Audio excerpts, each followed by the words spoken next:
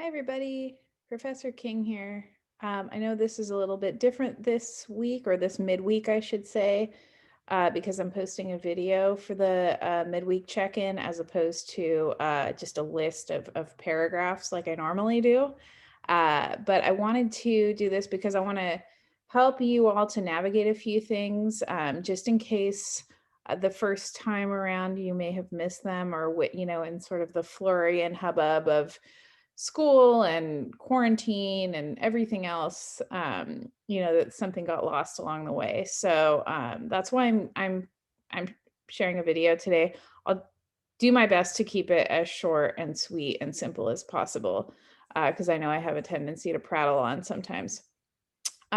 So the first thing I want to say is, whew, hasn't it been a roller coaster of emotions this week? Because Professor King has been on a major assignment grading frenzy. So those of you who have messaged me, I'm again, as I've said before, I'm responding as they come. I hate to sound like a customer service representative that your call will be answered in the order it was received, but that's the nature of the beast right now. I'm sort of prioritizing grading like I said, grading major assignments. So that's causing email to get a little backed up. But it also means that for those of you who have emailed me and then have had major assignments be graded since then, maybe your queries or your concerns have changed. Maybe not, and that's why I'm here to address certain things. So anyway, I want to talk about some of the things, and I made a little list here. So I'm just kind of, if you don't see my eyes going right into the camera, it's because I'm just making sure I hit everything on my list. So first off, before I get to talking about the graded assignments and the major work, I do want to talk about essays 3 and 4, just briefly.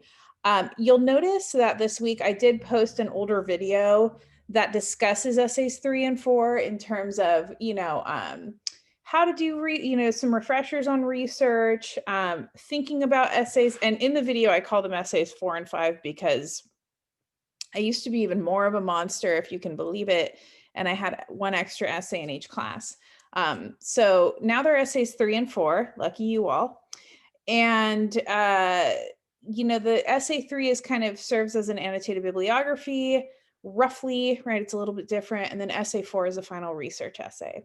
And so I want you to think about them together because or at least kind of one right after the other, but topically they should be combined. And what I mean by that is now that we are 2/3 of the way through the course, I want you to start thinking about an issue, a topic, an idea, a phenomenon, a fact, an occurrence, something that you've read about in this course over the past 10 weeks that is sticking with you, that you're homing in on.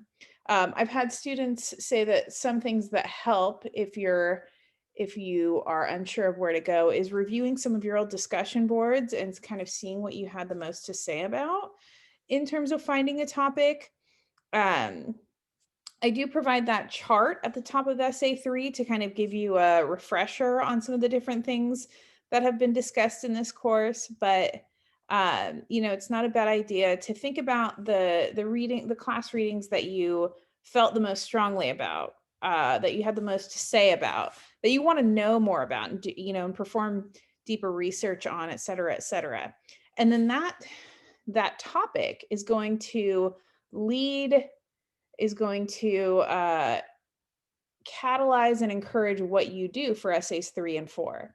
Essay 3 is basically the process of showing your research, right? You start with a class text that you summarize, then you provide 4 paragraphs of 4 different types of sources where you summarize and analyze those sources. And again, in your analysis, don't just talk about why the sources are relevant or important, but talk about how you might actually use them in your final essay. And then the last 2 paragraphs of essay 3 um, are where you come to your argument. So it's kind of counterintuitive to what we've been doing in terms of essay structure up to this point. Usually you have your intro with your argument, your body paragraphs, and your conclusion. in this annotated bibliography essay 3, you're kind of showing what you do when you research. So you start with that text that spoke to you and just show that you read it, summarize it. Then, like I said, you find 4 pieces, different types of research, and the prompt explains what they are. And you summarize those, show that you've read those thoroughly, right? And analyze those. And then after you've discussed the class text, after you've done the outside research on your topic, then that is when you develop a thesis, right? So in it for this essay only, in the concluding paragraph or two, is where you get to that developing thesis that will then serve as the basis for essay 4. So it's kind of like torch carrying, right? If you've ever seen the Olympics, it's like the work that you do in terms of research, you're showing me how you're getting that all together for essay 3, and then that's going to carry you off into essay 4. So ideally, this topic that you start with for essay 3, that you do all this research for, all of that research should carry over, and should be, developed into an argument for essay 4. And then essay 4, structurally, you just go back to that visual map structure of intro, body, conclusion, but you make sure that you include things like counter arguments, and you answer the prompt thoroughly, faithfully, and clearly, and all that good stuff.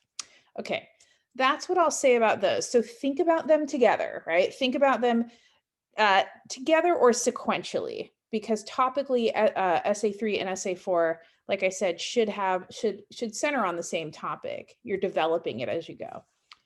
All right, so what I'll do for the coming week is, I'll post examples, without the name and the heading and stuff, but examples of students' essays from the past to show what I'm looking for, in terms of essay 3, because some students get a little confused or challenged by what I'm asking because it's so different from the other essays and from what you're used to, that they're like, I don't even know how to start. So I'll share some helpful examples. So keep an eye out for those when I post week 11. Also, if you have lingering concerns or questions about essays 3 or 4, because the prompts are posted, one place where you can start is, either emailing me, or if you want to post in Pronto or in the comments section of the announcement, you can always do that. So keep that in mind. Excuse me. All right, next item on my agenda. For several of you, we didn't have a conference meeting, and that is outlined in the syllabus, the mandatory conference meeting, in which we, for the students who attended, we talked about essay 1, we talked about prepping for the midterm. The midterm has now passed, and you saw my comments on that, but I still, for those of you who did not attend the conference meeting in weeks 8 and 9, 7 and 8, I still want you to have that opportunity to earn those grade points, because I did get a few emails from people saying, like, my grade plummeted and I don't know why. Well, there were postings about the conference grades, or I'm sorry, about the mandatory conferences that are part of your grade, in both those weeks, in both those modules. And I just, and I had the links to, the sign up sheet, and you have my Zoom link on the syllabus. So if you didn't get a chance to sign up for those in those weeks, you still have that opportunity to earn those 5 course, percentage points. And then we can talk in depth more about my grading process and evaluation, et cetera, and your progress in the course. And so in a moment, I'll show you kind of where to access that information so that you can set up a conference with me, those of you who missed it. But I have a couple more things I want to talk about before I get to, navigating Canvas a little bit more deeply. I also will be posting a discussion board makeup assignment for week 11, in addition to examples of student work. A lot of you have asked about discussion board makeups, particularly because, people who've emailed me, they can't see other people's responses because you have to post a discussion board before you can see responses. Um, so I will be posting a discussion board makeup in which you will be able to do both. You'll be able to post your response to the prompt as well as a peer response so that you can earn those full credit points. But one thing I will say is don't just post your discussion board, your post to the old discussion boards. I don't think you can anymore anyway, they're closed. But it would just become the Wild West if I reopened all of them. There'd be no way for me to account. I mean, think about it this way. I have, let's say, 25 students per class, about 20 to 25 discussion boards per class. 20, yeah, that'd be a lot. That's a lot of discussion boards to look through to find the one that you made up or whatever. So instead, I'll post a discussion board makeup assignment. It'll be clear to understand, and you'll see that in week 11. All right, and then the final thing I want to say is what you'll start to see in terms of my discussion board responses, you're going to start to see fewer comments on the discussion board responses because I would prefer that we focus more on the annotated bibliography and the final essay draft because in terms of point and percentage value, those are bigger chunks. Where applicable, I'll still provide responses and stuff. But if you get that full credit, if you're answering the prompt, if you don't see like a remember to do this kind of a comment from me, know that you're hitting, you're hitting the marks. So unless you see otherwise, if you don't see comments from me, it's not that I'm not reading them. It's just, again, I want to focus my energy, our energy, your energy on constructing those final 2 essays as best as possible.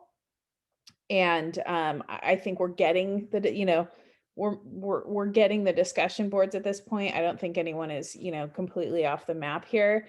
So in the spirit of my emotionally withholding father that I told a lot of you, my role as the emotionally withholding father that I told a lot of you about at the meeting, I'm the point value is the praise. So yeah. Unless otherwise specified, the point value is the praise. Okay, so I'm going to take it to a share screen now. And I just want to show you again, for those of you who need to make up those 5 percentage points for conferences and to talk about your essays with me, those of you who I haven't had conferences with yet, I'm going to show you where to access the information to conference with me. So let me take it to a share screen. Just give me one moment in time. That's an old Whitney Houston banger, just if you're curious. I don't think any of you are, but I'll stop. Okay, let's see. What am I doing with my life? Okay, share screen. Here we go. All right, so there's our class. There's our Canvas page, right? On your phone, it looks a little bit different, but the words that lead to the places where you should go should be the same. So, there's our home page. It tells you like how to get to the modules and all that contact information. Okay, so here's what I want to show you, and I'll show you in another place as well in case this doesn't show up on your phone the same way. So remember how I said those conferences, a significant chunk of people I didn't see at the conferences, and therefore they did not earn that 5 percentage points of credit, and then they had a coronary when I posted those grades. Here's what you can do to make that up. These are my Zoom office hours. This is my Zoom link right here. I am in these office hours on Zoom on these days at these times. I am literally what you see me doing right now, sitting in front of my laptop. This is what I'm doing at these times: Monday 2 to 3, Tuesday 1 to 3, Wednesday 1:30 to 3, and Thursday 2 to 3. What you need to do in order to make up that conference credit, the 5 percentage points, is you need to visit me during my office hours, during, any of these times in between these time windows. Doesn't have to be 2. Try not to make it all the way to 3, because usually I have meetings right after at 3 for one of the 10 billion committees I'm on campus for, not literally on campus, but on Zoom. And then all you need is to have this link right here. That's in my contact information on our homepage. Come to my office hours, bring the link, and I will be there to talk, again, my grade rationale for essay 1, my grade rationale for the midterm, even at this point, your progress in the course, questions or concerns you have, going into the final weeks of the course, etc. Okay. So you don't even have to sign up for anything, because if you recall the modules from previous weeks, right? We had these, like I said, in weeks 7 and 8, we had, was it 6 and 7? Am I losing my mind? What is going on? 5?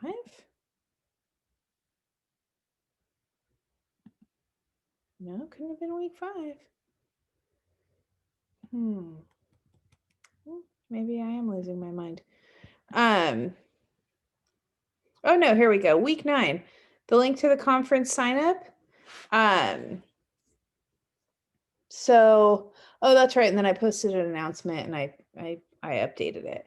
So, these were in week 9 and technically in week 10. So, oh, that's right. They were in week 8 and week 9, and then I just moved them down. That's what I did. Just doing some, mental, verbal brain vomit here. Anyway, so, you don't have to worry about signing up for these, because you can't. I changed them to, view only and not edit. But like I said, you just come to my office hours at any of those times that are on our homepage. And what you'll see also is if you just go to our syllabus, it's under here, it's also under syllabus right there. Either of those links work. You can see those exact same office hours that I just showed you on the front page. They're right here. They're on page 1 of the syllabus. So again, that's for those of you who need to make up those, who want to get feedback on the first essay, and also who need to make up those 5 percentage points. Those of you who already have, you're fine, right? You already did it, so this doesn't apply to you. But for those of you who did not sign up for those office hours, and I did not have an office hours meeting with, again, those just come to, I'm sorry, a conference with, just have your conference be during my office hours. Now, some of you may say, well, middle of the day, middle of the week doesn't work for me. And I understand that. We, this is an online class. We've all got our jobs and our lives and all of that stuff. And I'm more than willing to work with that. So don't give up. Just email me and say, hey, here are a couple times that work for me. Do any of these work with your schedule? And then I can work with that. Okay. So just to recap really quickly, because this video is getting kind of long, I'll post examples of, stellar student work from the past to give you a heads up on that. I'll post, you'll post when you have them, comments and questions about essays 3 and 4, either in Pronto, in the discussion board comments. You can email me, stop by my Zoom office hours, et cetera, et cetera. I will be posting a DB makeup assignment for week 11. And again, I will be providing fewer comments on the DBs so that we can focus on essays 3 and 4 going into, this last month and a couple weeks of the course. Um, now, those of you who need to make up your mandatory conferences with me and to talk about essay 1, now how to find me in terms of my office hours or to email me about accommodating different schedules. And so that's it. I'm still grading, I'm still on a grading bonanza right now. So you're going to see even more stuff get graded over the course of the next forever. But at least mostly the major assignments are good to go. So I hope that was short enough. I hope you all have a wonderful night and rest of your weekend. And again, contact me with any questions, comments, concerns you have. And I'll see y'all in cyberspace. Bye.